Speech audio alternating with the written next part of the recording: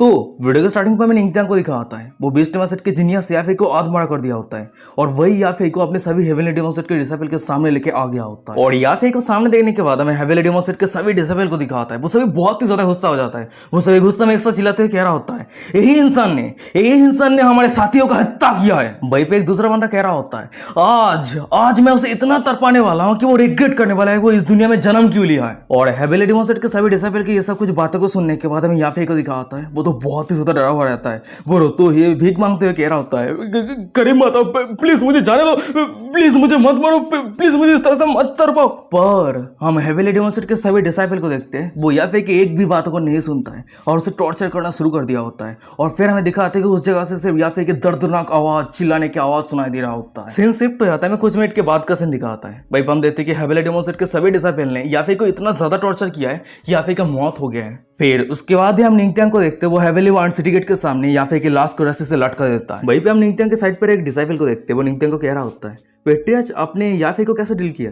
ये बातों को सुनने के बाद निंगत्यांग कह रहा होता है मैं जब बदले के लिए बीस्ट डेमोसेट को ढूंढने के लिए गया था तब उस समय माउंटेन पे वो सभी मिलकर एक साथ मजे कर रहा था और उस सभी को मजे करता हुआ देखने के बाद मुझे इतना गुस्सा आया कि उस जगह पे बीस्ट डेमोसेट के जितने सारे लोग थे उस सभी को मैंने वहीं पे खत्म कर दिया। और निंगत्यांग की ऐसा कुछ बातों को सुनने के बाद हमें पीछे रहे हेवनली डेमोसेट के सभी डिसाइपल को दिखाता है वो सभी बहुत ही ज्यादा शौक हो जाता है। एक बंदा शौक होते कहते कि क्या पेट्रियार्च आपने डायरेक्टली यानिंग के साथ फाइट किया और उसे हरा दिया।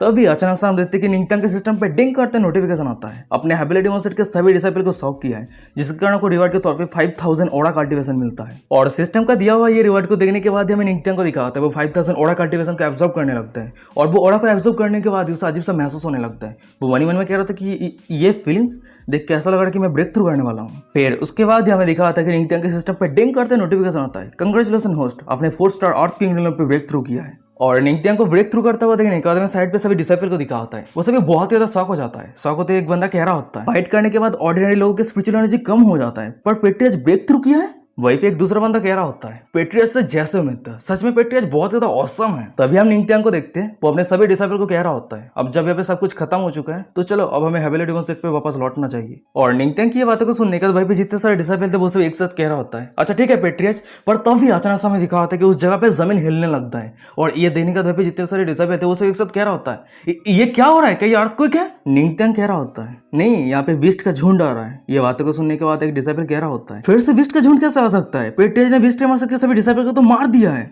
और तभी हमें दिखा होता है कि उस सभी के सामने एक डार्क एनर्जी रिलीज हो रहा होता है और वही एनर्जी की तरफ देखते हुए निंगत्यांग कह रहा होता है हेवनली वार्ड सिटी पे अभी अभी शांति लौट आया है पर अगर फिर से या फिर बीस्ट का झुंड आ जाता है तो बहुत ज्यादा मुश्किल हो सकता है। उसके बाद ही वो अपने सभी डिसाइपल को कह रहा होता है तुम में से कुछ लोग इन्वेस्टिगेट करने के लिए मेरे साथ आओ और बाकी के जितने सारे डिसाइपल है वो सभी यहाँ पे रहकर रेस्ट करो। ये बातों को सुनने के बाद भी जितने सारे डिसाइपल थे वो सब एक साथ कह रहा होता है अच्छा ठीक है पेट्रियार्च हम आपके बातों को मानेंगे। सीन शिफ्ट हो जाता है हमें डार्क वाइंड माउंटेन को दिखा होता है और उसी जगह पे निंगत्यांग और उसके डिसाइपल आ गया होता है। तभी निंगत्यांग के पीछे हम उस डिसाइपल को देखते हैं वो निंगत्यांग को कह रहा होता है पेट्रियार्च मैंने सुना है कि डार्क वाइंड माउंटेन के जो डिमोनिक बीस्ट होता है वो रात पे बाहर आता है। पर तभी अचानक हम निंगत्यांग को देखते वो वहीं पे रुक जाता है। फिर वो कह रहा होता है वो सभी आ गया है। फिर उसके बाद हमें दिखा होता है कि अचानक से निंगत्यांग और उस डिसाइपल के सामने बहुत सारे डिमोनिक बीस्ट आ गया होता है। और इतने सारे बीस्ट को देखने के बाद हम निंगत्यांग को देखते हैं वो फाइट करने के लिए अपने पास से जायथर को निकाल लिया होता है और वही पीछे हम डिसाइपल को देखते हैं वो शौक होते कह रहा होता है पेट्रियार्च यहाँ पे तो बहुत सारे बीस्ट हैं मुझे नहीं लगता कि सिर्फ हम दोनों मिलकर इतने सारे बीस्ट को मार सकते हैं। और हम निंगत्यांग को देखते हैं वो फाइट बैक करने के लिए अपने जायथर को बजाने लगता है और वही जायथर से एक सुरीला आवाज निकल रहा होता है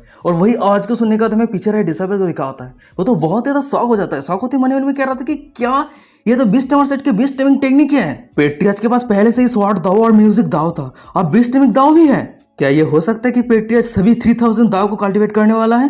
पर तभी सीन शिफ्ट हो जाता है दूसरी तरफ सभी बीस्ट को दिखाता है निंगत्यांग के जायथर के उस सुरीला आवाज के कारण वो सभी निंगत्यांग के कंट्रोल पे आ जाता है और वो सभी बीस्ट वहीं पे रुक जाता है। तभी हम निंगत्यांग को देखते हैं वो एक बीस्ट को कमांड देते हुए कह रहा होता है हे तुम इधर आओ। निंगत्यांग के कमांड को सुनने के बाद जो बीस्ट आगे आता है उस बीस्ट का नाम रहता है अज़ुरा टाइगर रैंक 2 डिमोनिक बीस्ट। तभी निंगत्यांग उस टाइगर को कह रहा होता है बताओ तुम सभी डार्क वाइंड माउंटेन से बाहर क्यों आ रहे हो। हमें अज़ुरा टाइगर को दिखा होता है वो बहुत ज्यादा डरा हुआ रहता है। वो अपने कांपते आवाज में निंगत्यांग को रिप्ले करता है और उस टाइगर की बातें को सुनने के बाद निंगत्यांग कुछ समझता है। फिर वो कह रहा होता है मुझे डार्क वाइंड माउंटेन के अंदर लेके चलो और मुझे दिखाओ वो कौन सा चीज है जिसे तुम सभी इतना ज्यादा डर रहे हो। निंगत्यांग की ये बातों को सुनने के बाद हमें अजूरा टाइगर को दिखाता है, वो अपनी लैंग्वेज पे हाँ करता है। सीन शिफ्ट हो जाता है, हमें कुछ मिनट के बाद का सीन दिखाता है। भाई हम अजूरा टाइगर को देखते हैं, वो निंगत्यांग को डार्क वाइंड माउंटेन के अंदर एक बड़े से क्रैक के सामने लेके आ गया होता है और वही हमें दिखाता है कि क्रैक के अंदर से बहुत ही ज्यादा बहुत ही हाई अमाउंट के डार्क एनर्जी रिलीज हो रहा होता है। निंगत्यांग का नजर जब गड्ढे के गहराई की तरह जाता है, उस जगह पे एक टॉम्बो रहता है और उस टॉम्बो की तरह देखते हैं निंगत्यांग मनी मन में कह रहा होता है, क्या एक टॉम्बो? पर तभी अचानक से हमें दिखा था कि उस टॉम्बो से एक गोल्डन लाइट बाहर निकलता है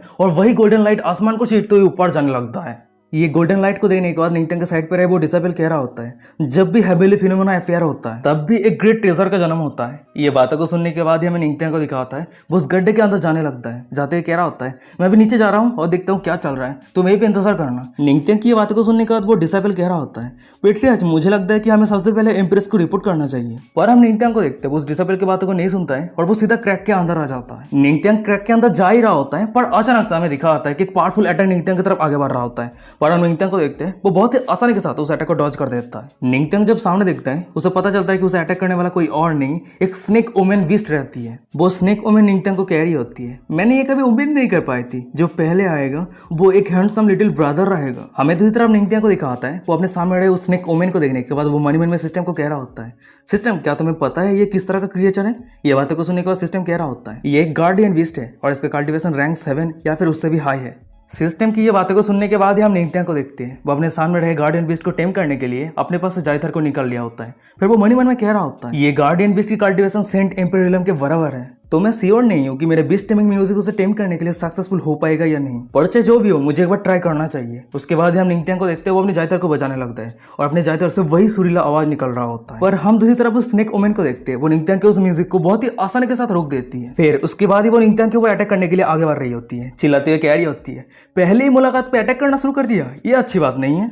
वही दूसरी तरफ हमें निंगत्यांग को दिखाता है, वो स्नेक वुमेन के अटैक को डॉज करते हुए कह रहा होता है, अरे रुक जाओ मैं सिर्फ इस जगह से गुजर रहा था। पर तभी अचानक से हम स्नेक वुमेन को देखते हैं, वो अपनी पूंछ के वहां से निंगत्यांग को पकड़ लिया होता है और सामने की नजर को देखने के बाद हमें निंगत्यांग को दिखाता है, वो अपने दांत पीसते हुए मनी मन में कह रहा होता है, ओह नो मैं इसका मैच नहीं हूँ, मुझे कुछ ट्रिक करके इस जगह से भागना होगा। वो स्नेक वुमेन कह रही होती है, मैं 20 सालों से इस टॉम्बो को गार्ड दे रही हूँ और सिर्फ मैं इंतजार कर रही थी कि ये टॉम्बो कब ओपन होगी, पर ये टॉम्बो ओपन होते ही तुम मेरे सामने आ गए, तो मुझे लग रही है कि ये बहुत ही बड़ी कोइंसिडेंस है। ये बातों को सुनने के बाद निंगत्यांग कह रहा होता है, हाँ एकदम सही कहा एकदम सही कहा। निंगत्यांग की ये बातों को सुनने के बाद हमें स्नेक वुमेन को दिखाती है, वो निंगत्यांग के करीब आते हुए कह रही होती है, लिटिल ब्रदर अब जब हम दोनों इतना ही ज्यादा फेटेड है तो क्यों ना। उसके बाद ही अचानक से हमें स्नेक वुमेन को दिखाती है, वो राक्षस की तरह अपने मुंह को हाँ करके निंगत्यांग को खाने के लिए आगे बढ़ रही होती है। फिर वो कह रही होती है, चलो मुझे तुम्हें क्यार करने दो। पर तभी अचानक से हमें दिखाया था कि उन दोनों की तरफ एक अटैक बढ़ रहा होता है और वही अटैक के कारण हमें दिखाया था कि वो स्नेक वुमेन निंगत्यांग से दूर चली जाती है। जब वो सामने देखती है, उस पावर को महसूस करते हुए मनी मन में कह रही होती है,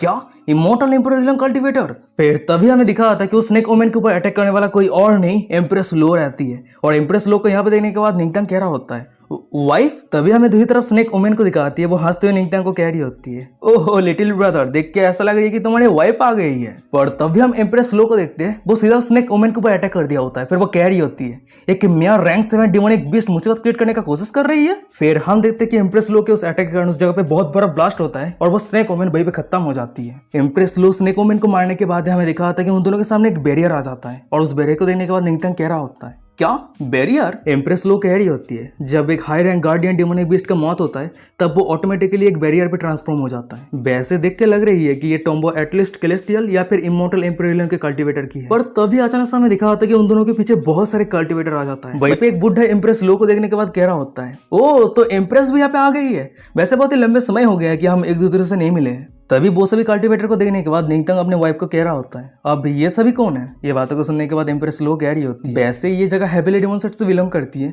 पर उसके साथ ही साथ दोंगसा किंगडम का भी हिस्सा है। और अभी अभी जो टॉम्बो के कारण फिनोमेना हुआ है, तो ये नेचुरल सी बात है कि किंगडम का किंग यहाँ पे देखने के लिए आएगा। तभी हम उस बुड्ढे को देखते, वो एम्प्रेस लो को कह रहा होता है, एम्प्रेस वैसे ये क्लेस्टियल टॉम्बो तो ग्रेट एम्पायर के टॉम्बो के जैसा नहीं है जो पूरे हेविली स्पीड डोमेन को हिला के रख दे, पर मैंने अभी भी देखा कि बहुत सारे सेक्ट इस तरफ आ रहे हैं। ये बातों को सुनने के बाद एम्प्रेस लो कह रही होती है, तुम जो कहना चाहते हो वो क्लियरली बता दो। वो बुड्ढा कह रहा होता है, 10 दिनों के अंदर वेरियर गायब हो जाएगा और ये टॉम्बो ओपन हो जाएगा, तो टॉम्बो पे एंटर करने के लिए मैं हेविली डेमन सेट के साथ कोऑपरेट करना चाहता हूँ। ये बातों को सुनने के बाद हमें एम्प्रेस लो को दिखाती है, वो निंगत्यांग की तरफ देखती है और वहीं पे हम निंगत्यांग को देखते हैं, वो अपने सिर को हिलाता है और निंगत्यांग को सिर हिलाता हुआ देखने के बाद एम्प्रेस लो उस बुड्ढे को कह रही होती है, किस तरह का कोऑपरेशन? वो बुड्ढा कह रहा होता है, नेचुरल सी बात है, हम टॉम्बो पे एंटर करने के बाद एक दूसरे को मदद करेंगे। वैसे टॉम्बो के अंदर जितना सारा ट्रेजर है वो सब कुछ हासिल करने का मेरे पास कोई भी डिजायर नहीं है, पर मैं सिर्फ ये उम्मीद करता हूँ कि टॉम्बो के अंदर सिर्फ एक चीज है, उस चीज को पाने के लिए हेवेली डेमोन्स्ट्रेट मुझे मदद करे। एम्प्रेस लो कह रही होती है और वो चीज क्या है? ये बातों को सुनने के बाद वो बुड्ढा कह रहा होता है प्योर क्लियर हार्प। वो मेडिकल हार्प मेरे सॉन की इंजरी को हील करने के लिए मदद करेगा और वो हार्प सिर्फ यान एनर्जी जिस जगह पे इकट्ठा होता है उसी जगह पे उस हार्प का जन्म होता है। तो मैं श्योर हूँ कि वो हार्प इसी टॉम्बो के अंदर है। तभी उस बुड्ढे की ये बातों को सुनने के बाद साइड पे रहे निंगत्यांग कह रहा होता है आपके साथ इतने सारे टैलेंटेड लोग हैं तो आप हमारे सेट के साथ कोऑपरेट क्यों करना चाहते हैं? निंगत्यांग की ये बातों को सुनने के बाद वो बुड्ढा कह रहा होता है हेवनली स्पिरिचुअल डोमेन के अंदर एक अनरिटन अंडरस्टैंडिंग है। ग्रेट पावर को बैलेंस रखने के लिए कोई भी इमोर्टल एम्परर के कल्टिवेटर एम्परर के टॉम्बो पे एंटर नहीं कर सकता है और मेरे सभी डिसाइपल इस जगह पे फाइट करके अपनी जान देने के लिए तैयार नहीं है। ये बातों को सुनने के बाद निंगत्यांग छोटा सा स्माइल करते हुए मन में कह रहा होता है ये टॉम्बो ओपन होने के बाद ये बहुत सारे मेजर सेट को अट्रैक्ट कर लिया है तो आगे फाइट को अवॉइड करना इम्पॉसिबल है और मैं ये श्योर हूँ कि ये बुड्ढा हमारे सेट को यूज करके दूसरे एनिमी के अटेंशन से छुपना चाहता है। फिर उसके बाद ही हम निंगत्यांग को देखते हुए उस बुड्ढे को कह रहा होता है मुझे माफ करना, मैं आपके सोन को मदद नहीं कर सकता। जिस दिन मेरे वाइफ और मेरे शादी हुआ था उस दिन आपके सोन ने मुझे बहुत ही अच्छा वाला बातें कहा था तो मैंने भी आपके सोन को कुछ शब्द कहा था, पर मैंने ये कभी उम्मीद नहीं कर पाया था कि आपके सोन के दाव हार्ट इतना ज्यादा कमजोर होगा कि मेरे कुछ शब्द के कारण आपके सोन के दाव हार्ट पूरी तरीके से टूट के बिखर जाएगा। तो इसीलिए मुझे लगता है कि आपके सोन के जैसे इंसान कल्टिवेट करने में सुटेबल नहीं है। मैं तो कहता हूँ कि आप लौट जाइए और एक बार सोच के देखिए। तभी साइड पर हमें बहुत सारे लोगों को दिखा होता है जो सामने की नजरा को देख रहा होता है। निंगत्यांग की बातों को सुनने के बाद वो सभी अपना अपना ओपिनियन देने लगता है। एक बंदा धीमे साथ में कह रहा होता है हेवेली डेमोन्स्ट्रेट की पेट्रियास तो बहुत ही ज्यादा बोल्ड है जो किंग को डांट रहा है। वहीं पे एक दूसरा बंदा कह रहा होता है मानना पड़ेगा पेट्रियास बहुत ही ज्यादा हिम्मत वाला है जो किंग के सामने उसके सोन को लेकर बुरा भला बातें कह रहा है। वही दूसरी तरफ हमें निंगत्यांग को दिखा तो उस बुड्ढे की तरह देखते हुए हंसते हुए मन में कह रहा होता है अगर वो अपने टेम्पर को खो देता है तो उसके साथ कोई भी कोऑपरेट नहीं करने वाला है। पर अचानक से हम उस बुड्ढे को देखते हैं वो पेट्रियास के सामने हंसते हुए माफी मांगते हुए कह रहा होता है क्या पेट्रियास पिछले इंसिडेंट को लेकर चिंता कर रहा है कि हम दोनों पार्टी के बीच में जो शांति था वो डैमेज हो गया है? ये सच है कि मेरे सोन इग्नोरेंट है और एम्प्रेस और पेट्रियास को ऑफेंड कर दिया है तो मैं मेरे सोन के बदले में आपसे माफी मांगता हूँ। उस बुड्ढे को इतना जल्दी माफी मांगता हुआ देखने के बाद हमें निंगत्यांग को दिखाता है वो थोड़ा शॉक हो जाता है। फिर उसके बाद ही निंगत्यांग मन में कह रहा होता है वो बहुत ही शांति के साथ रिस्पॉन्स दिया है। देख के ऐसा लग रहा है कि मुझे एक दूसरा ट्रिक यूज करना होगा ताकि मैं उसके ऑफर को ना कर सकूं।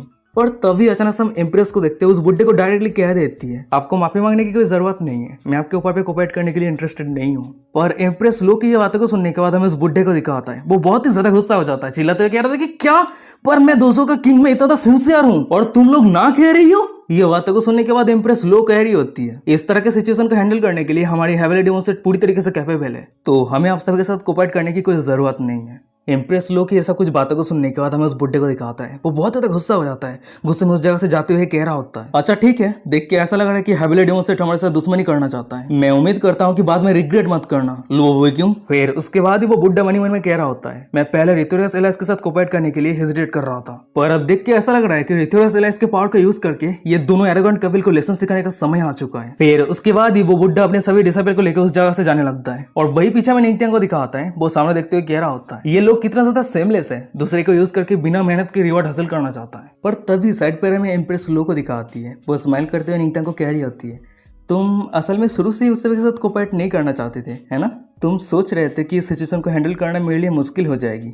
एम्प्रेस लो की ये बातों को सुनने के बाद निंगत्यांग हंसते हुए कह रहा होता है मेरे वाइफ ने मेरे भावना को पूरी तरीके से देख लिया है। और तभी अचानक से हमें एम्प्रेस लो को दिखाती है वो निंगत्यांग के बहुत ही ज्यादा करीब आ जाती है। फिर वो धीमे शब्द में निंगत्यांग को कह रही होती है अगर तुम्हें ना कहना है तो तुम बिना हिचक के कह दो क्योंकि मैं तुम्हें हमेशा सपोर्ट करूंगी। और एम्प्रेस लो की ये बातों को सुनने के बाद हमें निंगत्यांग को दिखाता है वो तो बहुत ही ज्यादा खुश हो जाता है। उसके बाद वो अचानक से एम्प्रेस लो को अपनी गोद पे उठा लिया होता है। फिर वो कह रहा होता है मेरे वाइफ तुम्हारी ये बातों को सुनने के बाद मैं इतना ज्यादा खुश हूँ कि मैं शब्दों में बयां नहीं कर सकता, तो चलो तुम्हारी हस्बैंड होने के नाते मैं तुम्हें कुछ रिवॉर्ड देता हूँ। सीन शिफ्ट हो जाता है, हमें कुछ मिनट के बाद का सीन दिखा होता है। भाई हम निंगत्यांग को देखते हैं वो अपने वाइफ को एक हॉट स्प्रिंग के सामने लेके आ गया होता है। तभी एम्प्रेस लो निंगत्यांग को कह रही होती है तुम्हें कैसे पता कि यहाँ पे एक हॉट स्प्रिंग है? निंगत्यांग कह रहा होता है जब मैं माउंटेन से नीचे आ रहा था तो मैंने एक्सीडेंटली इस हॉट स्प्रिंग को ढूंढ पाया था। वैसे जब मैं पहली बार ये हॉट स्प्रिंग को देखा था तब मैं सोच रहा था कि मैं तुम्हें यहाँ पे लेके आऊंगा और हम दोनों मिलकर यहाँ पे समय बिताएंगे। ओ हाँ, ये हॉट स्प्रिंग योची होलीलैंड के इमॉर्टल स्प्रिंग की तरह तो नहीं है, पर तुम मेरे साथ रहने के कारण ये एक्सपीरियंस बहुत ही बढ़िया हो गया है। निंगत्यांग की ऐसा कुछ बातों को सुनने के बाद हमें इम्प्रेस लो को दिखाती है वो बहुत ज्यादा इम्प्रेस हो जाती है। वो ब्लास्टिंग करते हुए निंगत्यांग को कह रही होती है मैंने तुम्हें योची होलीलैंड पे इसलिए भेजी थी ताकि तुम तुम्हारी फिजिक्स के स्ट्रेंथ को बढ़ा सको, ना कि ये सब कुछ चीजें सोचने के के लिए। ये बातों को सुनने के बाद हमें निंगत्यांग को दिखाता है वो एम्प्रेस लो को अपने तरफ खींच लिया होता है और एम्प्रेस लो को अपने गोद पे बैठा लिया होता है। फिर वो कह रहा होता है क्या मेरी वाइफ सोचती है कि मैं काफी स्ट्रांग नहीं हूँ। ये बातों को सुनने के बाद हमें एम्प्रेस लो को दिखाती है वो ब्लशिंग करते हुए कह रही होती है तुमसे बुली करना जानते हो। ओह हाँ, जब तक टॉम्बो ओपन नहीं हो जाता है तब तक तुम कुछ दिनों के लिए यही पे इंतजार करो, तुम्हें सपोर्ट करने के लिए मैं सुप्रीम एल्डर को भेज दूंगी। ये बातों को सुनने के बाद निंगत्यांग कह रहा होता है क्या मैं अकेले? वाइफ क्या तुम नहीं जाने वाली हो? एम्प्रेस लो कह रही होती है तुम कुछ ही समय पहले जिस बुड्ढे से बात कर रहे थे उसके पास इल इंटेंशन है, पर वो जो कुछ भी कह रहा था वो सब कुछ सही है। ये हेवनली स्पिरिचुअल डोमेन का रूल है, ग्रेट एम्परर टॉम्बो पे कोई भी इमॉर्टल एम्परर का कल्टिवेटर इन्वॉल्व नहीं हो सकता। एम्प्रेस लो की ये बातों को सुनने के बाद निंगत्यांग कह रहा होता है अच्छा ठीक है मैं समझ गया, तुम चिंता मत करो, मैं वादा करता हूँ हमारे से एक टॉप पे आएगा। ये बातों को सुनने के बाद एम्प्रेस लो कह रही होती है तुम्हारा बहुत बहुत शुक्रिया। पर तभी हम निंगत्यांग को देखते हैं वो एम्प्रेस लो के गालों पे प्यार से हाथ रखते हुए कह रहा होता है टॉम्बो ओपन होने में अभी भी कुछ दिन बचा हुआ है, तो मेरे प्यारे वाइफ क्यों ना तुम मुझे कुछ सिंसियरिटी दिखा दो। निंगत्यांग की ऐसा कुछ बातों को सुनने के बाद हमें एम्प्रेस लो को दिखाती है वो थोड़ी कंफ्यूज हो जाती है। कंफ्यूजन में निंगत्यांग को कह रही होती है वेल तुम कहना क्या चाहते हो। पर तभी अचानक से हम निंगत्यांग को देखते हैं वो एम्प्रेस लो को पकड़ने के बाद जन पे लेटा देता है और वो एम्प्रेस लो के ऊपर आ जाता है। फिर वो कह रहा होता है मेरे बातों का मतलब यह है कि तुम्हारी हस्बैंड को बहुत ही ज्यादा भूख लगी है, तो क्यों ना तुम तुम्हारी इस हस्बैंड के भूख को मिटा दो ताकि टॉम्बो पे एंटर करने के लिए मुझे कुछ स्ट्रेंथ मिल जाए। निंगत्यांग की ये बातों को सुनने के बाद हमें एम्प्रेस लो को दिखाती है वो निंगत्यांग को अपनी तरफ खींच लेती है और निंगत्यांग को अपनी बाहों में भर लेती है। हम एम्प्रेस लो को देखते हैं उसकी आंखें पूरे निंगत्यांग के ऊपर प्यार से भरी रहती है, वो ब्लशिंग करते हुए अपनी कांपती आवाज में निंगत्यांग को कह रही होती है अगर ऐसी बात है तो मैं भी देखना चाहती हूँ मेरी हस्बैंड कितना ज्यादा भूखा है।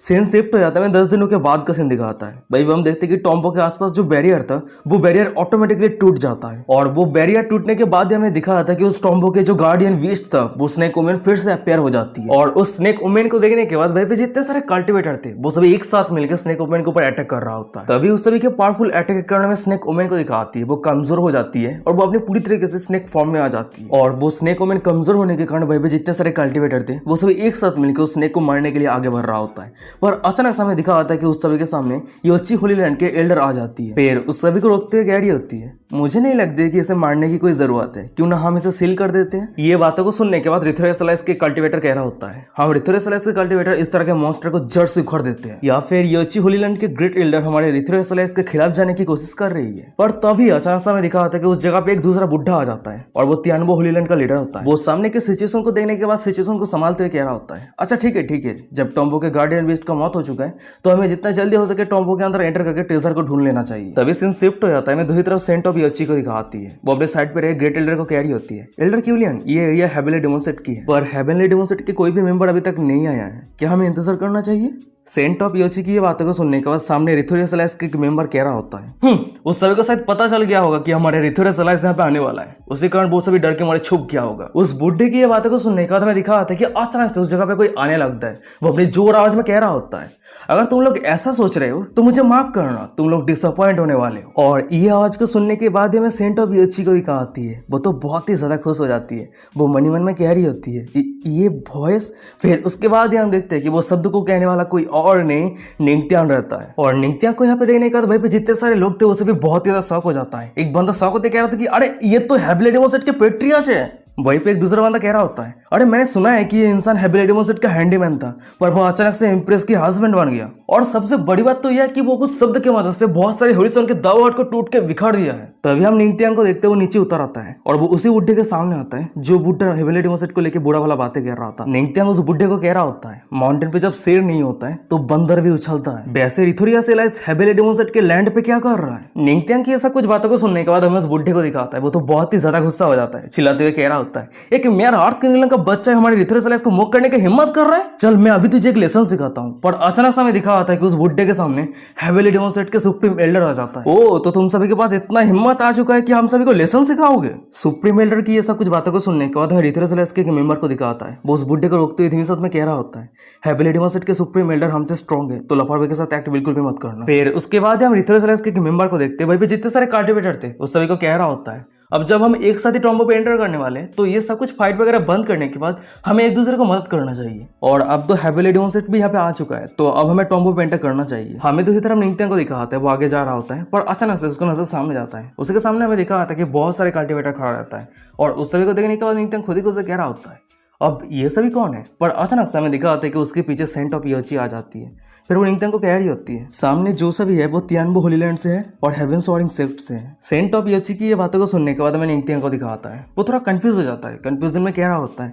मैंने हेवनली सॉर्डिंग सेट के बारे में सुना है पर तियानबो होली लैंड ये मैं पहली बार सुन रहा हूँ, क्या वो सेट रिच है? ये बातों को सुनने के बाद सेंट ऑफ ईर्ची कह रही होती है पेट्रियज आप जरूर मजाक कर रहे हैं, वैसे मैं आपको कहना चाहती हूँ रिथोरियस बहुत ही ज्यादा नैरो माइंडेड है, अपने अभय भी उस सभी को सभी के सामने एम्बेरस किया है, तो आपको बाद में जरूर केयरफुल रहना है। निंगत्यांग कह रहा होता है तुम्हारी ये वार्निंग के लिए बहुत बहुत शुक्रिया, मैं एकदम सही हूँ। सीन शिफ्ट हो जाता है, मैं कुछ सेकंड के बाद का सीन दिखाता है। भाई हम देखते कि जितने सारे कल्टिवेटर थे वो सभी टॉम्बो के गेट के सामने आके खड़ा हो गया होता है, पर तभी अचानक से हमें रिथोरियस के एक एल्डर को दिखाता है। उसका नजर पीछे आता है, वो पीछे निंगत्यांग के साइड पर एक बंदे को कह रहा होता है हे तुम दरवाजा को ओपन करो। ये बातों को सुनने के बाद हमें उस बंदे को दिखाता है, वो थोड़ा डरा हुआ रहता है, डरते हुए कह रहा था कि मैं ओपन करूं, पर मैं श्योर हूं कि उस दरवाजे के पीछे ट्रैप है। उस बंदे की ये बातों को सुनने के बाद हमें रिथोरियस के एल्डर को दिखाता है, वो एक गंभीर फेस बनाते हुए कह रहा होता है ट्रैप है तो क्या हुआ, मुझे याद है तुम एंशिएंट मार्शल आर्ट शिफ्ट से हो है ना, अब जब तुम ट्रेजर हंट करने के लिए आए हो तो रिस्क तो लेना ही होगा। उस बुढ़े की ये बातों को सुनने के बाद हमें उस बंदे को दिखाता है, वो ना नहीं कह पाता है और उस दरवाजे को ओपन करने के लिए आगे बढ़ रहा होता है। फिर वो मन ही मन में कह रहा होता है ये बुढ़ा हमारे जैसे छोटे मोटे सेट को कैनन फॉटर के तौर पे यूज कर रहा है, अगर मैं ना कह देता हूँ तो वो सभी जरूर मुझे जिंदा जाने नहीं देगा।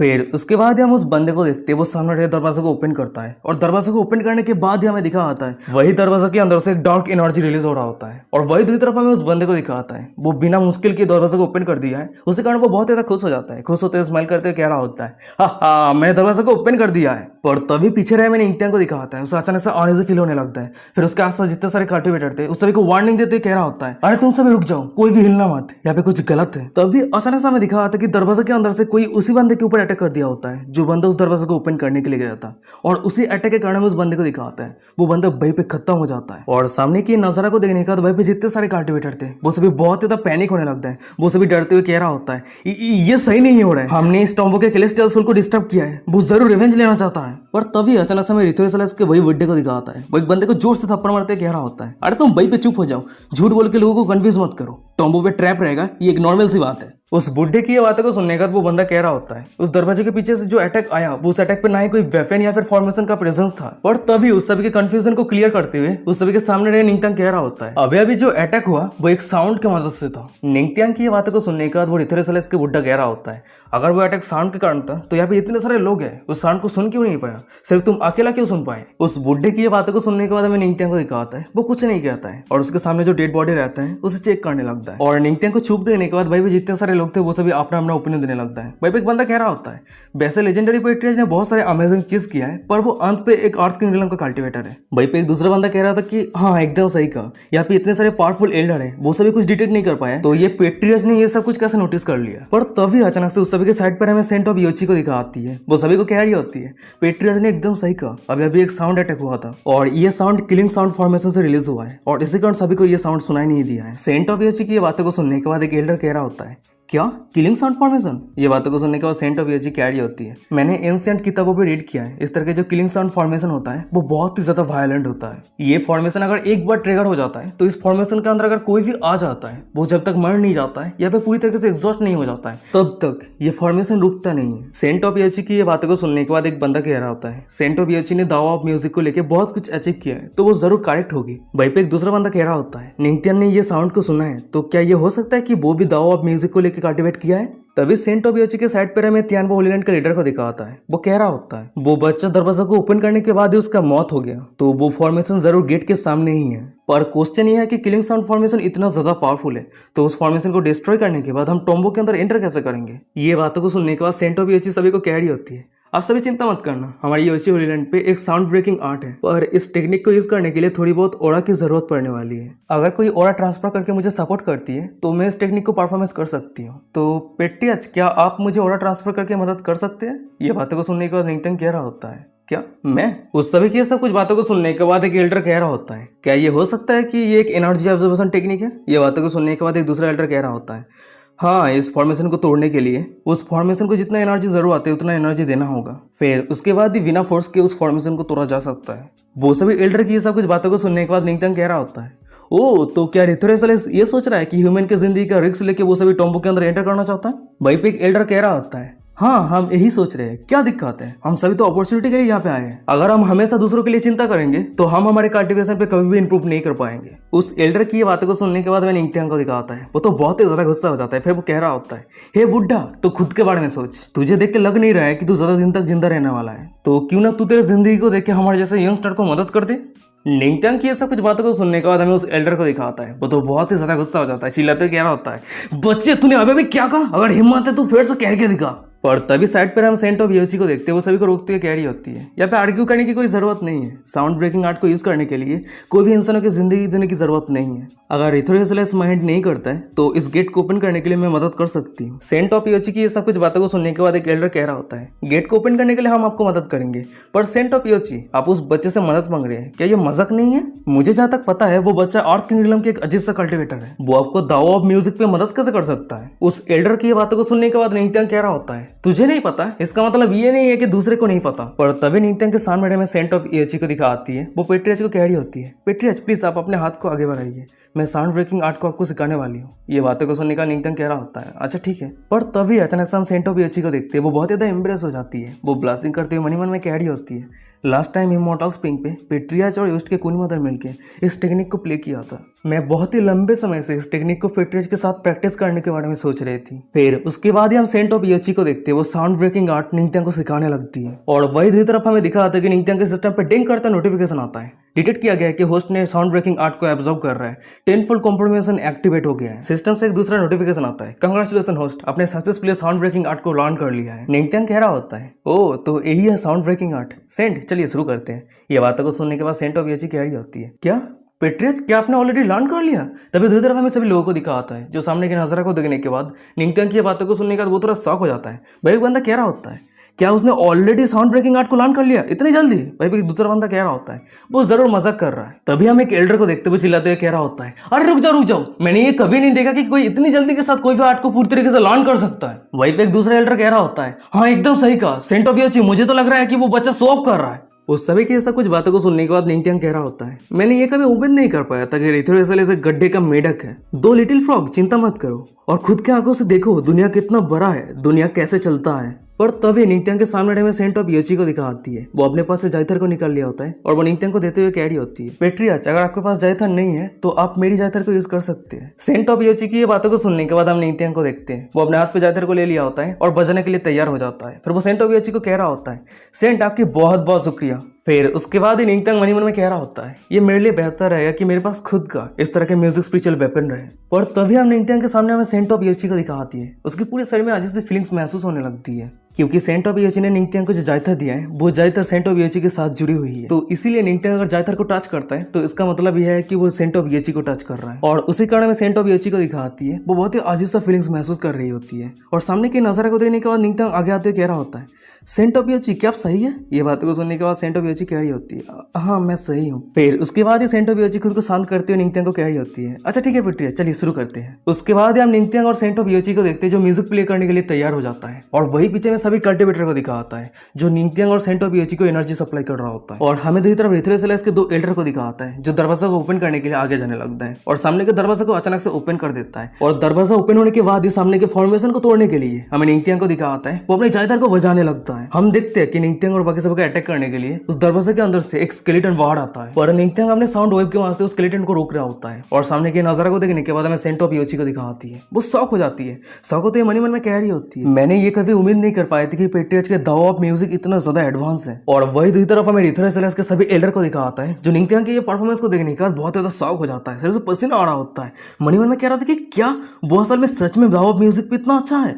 ये हेवेनली डेमन सेट के पेट्रियच को हम अंडरस्टिमेट नहीं कर सकते। उसके बाद हमें दिखा आता है कि अचानक से निंगत्यांग के सिस्टम पे डिंग करते नोटिफिकेशन आता है। यहाँ पे जितने सारे कल्टिवेटर हैं उस सभी कल्टिवेटर को आपने शॉक किया है तो रिवॉर्ड के तौर पे आपको ट्रेजर हंट कार्ड मिलता है। और तभी अचानक से हम निंगत्यांग को देखते हुए सेंट ऑफ योची को कह रहा होता है, सेंट आप अपनी परफॉर्मेंस को कंटिन्यू रखना। ये बातें को सुनने के बाद सेंट ऑफ योची कह रही होती है, अच्छा ठीक है। और वहीं पे हम निंगत्यांग को देखते हैं वो अपने ओपोनेंट को हराने के लिए और दरवाजे के सामने फॉर्मेशन को तोड़ने के लिए और भी पावरफुल साउंड वेव क्रिएट करने लगता है। और वही पावरफुल साउंड वेव के कारण हमें दिखा आता है कि निंगत्यांग के सामने जो स्केलेटन अटैक करने के लिए आया था वो स्केलेटन गायब हो जाता है पूरी तरीके से। तभी सीन शिफ्ट हो जाता है, हमें दिखा आता है कि दरवाजे के अंदर एक फॉर्मेशन रहता है और वही फॉर्मेशन के बीच में 2 स्टैचू रहता है और वही दोनों स्टैचू साउंड वेव क्रिएट कर रहा होता है। और अचानक से निंगत्यांग अपने साउंड वेव के मदद से वो दोनों स्टैचू को तोड़ देता है और सामने रहे उस फॉर्मेशन को पूरी तरीके से डिस्ट्रॉय कर देता है। हम निंगत्यांग को देखते हैं, वो अपने हाथ पर जायतर को सेंट ओबियाची को देते हुए कह रहा होता है, फॉर्मेशन टूट चुका है, सेंट आपकी बहुत बहुत शुक्रिया। वैसे आपकी ये जो जायतर है बहुत ज्यादा इजी है और यूज करना बहुत ज्यादा कंफर्टेबल है। निंगत्यांग की ये सब कुछ बातों को सुनने के बाद हमें सेंट ओबियाची को दिखाती है, वो तो बहुत ही ज्यादा एम्बेरस हो जाती है, वो जोर जोर से हाँफने लगती है क्योंकि उसे बहुत ही अच्छे तरीके से पता है क्योंकि उसकी जायतर को हक करके प्ले करना इसका मतलब सेंट ओबियाची को हक करना। और ये सब कुछ बातों को सोचते सोचते हमें सेंट ओबियाची को दिखाती है, वो बहुत ही ज्यादा एम्बेरस हो जाती है, वो अपनी फेस को छुपाते हुए कह रही होती है, थैंक यू कहने की कोई जरूरत नहीं है, आप मेरी जायतर से सेटिस्फाइड है, इससे मैं बहुत ज्यादा खुश हूँ। और तभी अचानक से हम इतने से के एक एल्डर को देखते हैं, वो अपने सभी मेंबर को कह रहा होता है, अब जब टॉम्बो के फॉर्मेशन टूट चुका है तो जल्दी से चलो हम अंदर चलते हैं। सीन शिफ्ट हो जाता है, हमें कुछ सेकंड के बाद का सीन दिखा होता है, भाई जितने सारे कल्टीवेटर थे वो सभी टॉम्बो के अंदर आ गया होता है। और तभी अचानक से हम देखते हैं कि खुद ब खुद उस टॉम्बो के दरवाजा बंद हो जाता है। फिर उसके बाद ही धीरे धीरे दीवार पे जितने सारे कैंडल थे वो सब कुछ ऑटोमेटिकली जलने लगता है। सामने की ये सब कुछ नजरा को देखने के बाद हम निंगत्यांग को देखते हैं, वो अपने सभी साथियों को कह रहा होता है, हमें सावधान रहना चाहिए। ये बातों को सुनने के बाद जितने सारे लोग थे वो सभी निंगत्यांग को कह रहा होता है, अच्छा ठीक है पेट्रियर्च। और तभी अचानक से हमें दिखा होता है कि उस सभी के सामने बहुत सारे जायंट स्टोन स्टैचू अपेयर हो जाता है और उस सभी का आंखें चमकने लगता है। तभी एक बंदा कह रहा होता है, हे अभी अभी मुझे लगा कि ये स्टोन स्टैचू हिल रहा है। ये बातें को सुनने का दूसरा बंदा कह रहा होता है, अरे मुझे इस तरह से मत डरा। तभी हम हेवेली डेमन सेट के सुप्रीम एल्डर को देखते हैं, वो निंगत्यांग के सामने आते हुए कह रहा होता है, पेट्रियर्च संभल के रहना, ये पत्थर के स्टैचू के साथ कुछ गलत है। ये बातें को सुनने का निंगत्यांग कह रहा होता है, क्या सच में? पर मुझे तो नहीं लग रहा कि यहाँ पे कुछ गलत है। पर तभी अचानक से हम पत्थर के स्टैचू को देखते हैं, भाई जितने सारे कल्टिवेटर थे उस सभी को वो अटैक करने के लिए आगे बढ़ रहा होता है और सामने के नजारे को देखने का एक बंदा चिल्लाते हुए कह रहा होता है, अरे पत्थर के स्टैचू जिंदा हो गया, सभी भागो। पर हमें दिखा होता है कि स्टैचू के एक ही शॉर्ट स्लैश के कारण बहुत सारे कल्टिवेटर का मौत हो जाता है। तभी हम कुछ कल्टिवेटर को देखते हैं जो एक साथ मिलकर स्टैचू के ऊपर अटैक करने लगता है, पर वो सभी अटैक स्टैचू के ऊपर कोई भी काम नहीं हो रहा होता है। ये देखने के बाद एक बंदा कह रहा होता है, ये क्या हो रहा है, हम सभी के अटैक इस स्टैचू के ऊपर काम क्यों नहीं कर रहा है।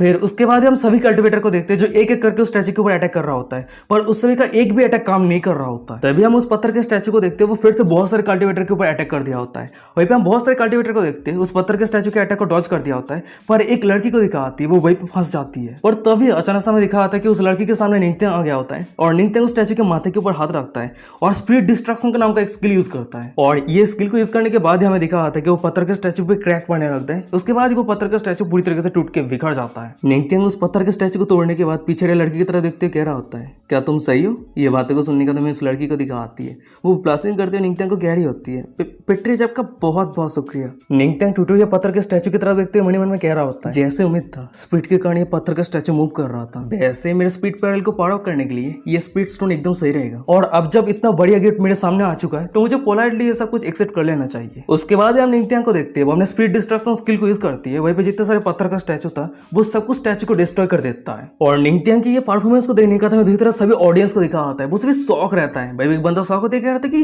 क्या हेवेली डेमन सेट के पेट्रियर्च इतना ज्यादा स्ट्रॉन्ग है। हमें दूसरी तरफ विथुरियस के 2 डिसाइपल को दिखा आता है, वो दोनों भी निंगत्यांग की परफॉर्मेंस को देखने के बाद बहुत ज्यादा शौक में रहता है। एक डिसाइपल कह रहा होता है, हम यहाँ पे इतने सारे कल्टिवेटर हैं पर हम में से कोई भी हेवेली डेमन सेट के पेट्रियर्च के जैसा अच्छा नहीं है जिसका कल्टिवेशन सिर्फ अर्थ किंग रिलम पे है। ये बातें को सुनने के बाद एक दूसरा डिसाइपल कह रहा होता है, वो पत्थर के स्टैचू बहुत ज्यादा एक्स्ट्रा ऑर्डिनरी था, हम सभी मिलकर कुछ नहीं कर पाए पर उसने अकेला ही पूरी तरीके से डिस्ट्रॉय कर दिया।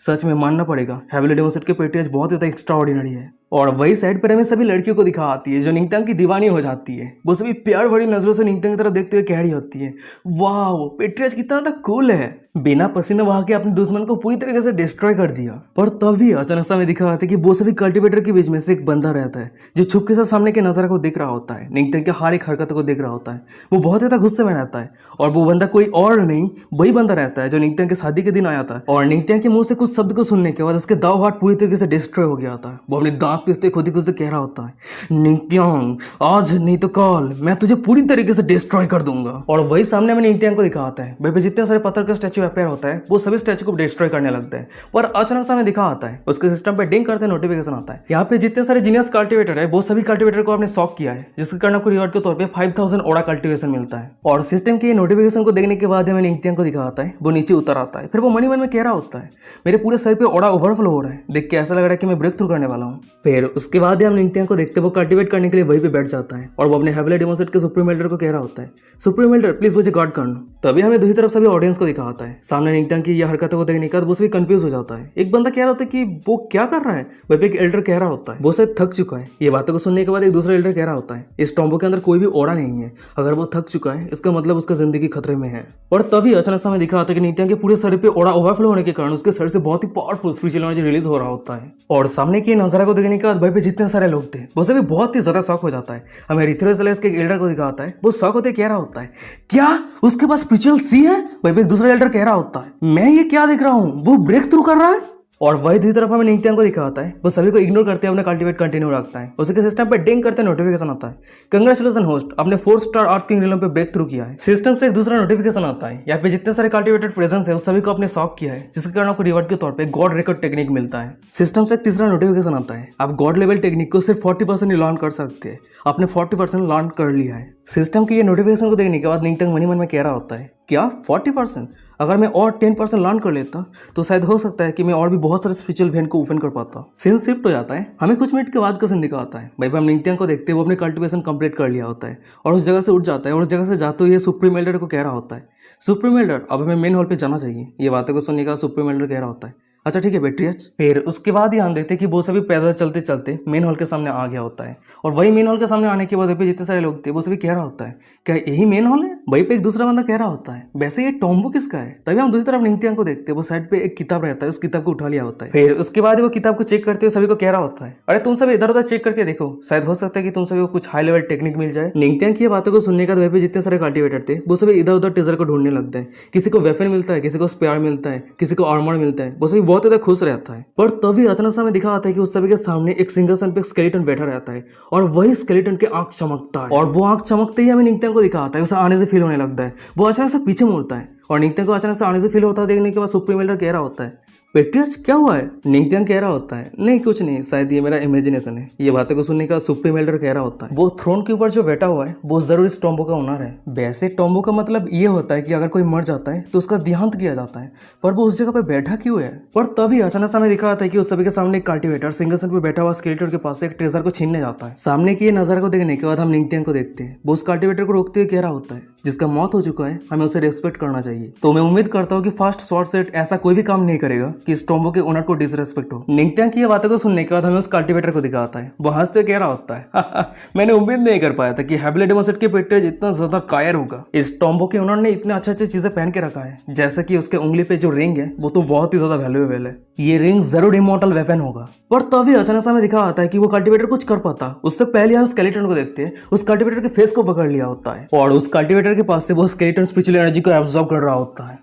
और गाइस यही पे आज का एपिसोड खत्म हो जाता है। वीडियो कैसा लगा मुझे कमेंट करके जरूर बताना। अगर ये सीरीज अच्छा लग रहा है तो चैनल को सब्सक्राइब कर दो आगे एपिसोड पाने के लिए। और अभी तक हमारे इंस्टाग्राम को फॉलो नहीं किया वो भी कर सकते हो, वीडियो के डिस्क्रिप्शन में इंस्टाग्राम का लिंक मिल जाकर जरूर फॉलो कर लेना। सोशल मीडिया फॉलो करने का जरूरी है। वैसे गाइस मैं बहुत ही लंबे समय से सोच रहा था कि इस चैनल पे एक एपिसोड डाल दूँ, पर मैं बहुत ज़्यादा लेजी हूँ वीडियो बनाने में, बहुत ही ज़्यादा यार मतलब 12 बज जाता है तो इसलिए थोड़ा बहुत लेट हो गया। चलो देखते हैं आगे क्या होता है। अगर सपोर्ट आ जाता है तो नेक्स्ट एपिसोड आ जाएगा। तो चलो आज का एपिसोड ये भी खत्म करते हैं। मिलते कोई और एक इंटरेस्टिंग एपिसोड के साथ। तब तक के लिए साइन हो रहा, बाय बाय टाटा।